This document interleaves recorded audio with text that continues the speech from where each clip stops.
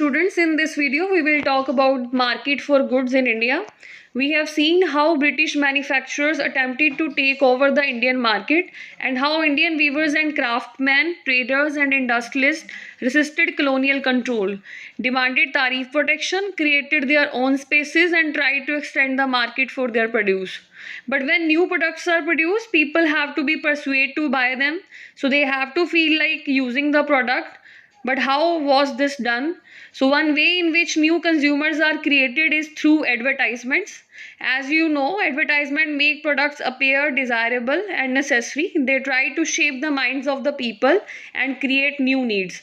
Today, we live in a world where advertisements surrounds us. They appear in newspaper, magazines, hoardings, street walls, television screens. But if we look back into the history, we found that from the very beginning of the industrial age, advertisement have played a part in expanding the market for products and in shaping a new consumer culture.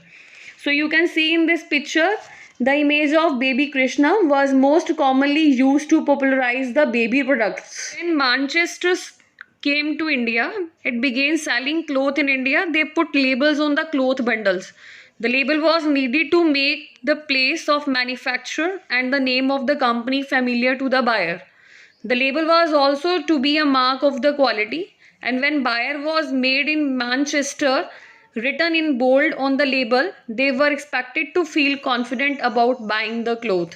You can see in these labels images of numerous Indian gods and goddesses have shown, and historic figures are used to create respect for the product.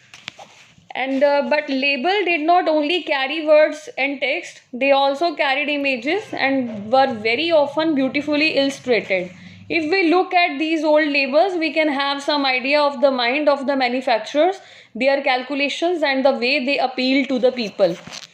Image of Indian gods and goddesses regularly appeared on these labels. It was as if the association with gods gave divine approval to the goods being sold.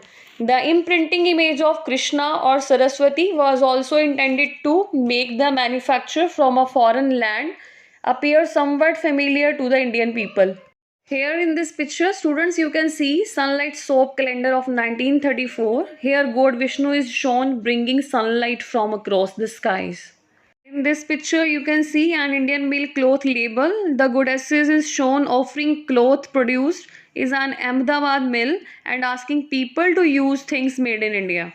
Now, after studying the whole chapter, we can say that the age of industries has meant major technological changes, growth of factories, and the making of a new industrial labor force. However, as you have seen, hand technology and small scale production remained an important part of the industrial landscape. Now, at last, I will say stay home, stay safe, and stop COVID-19.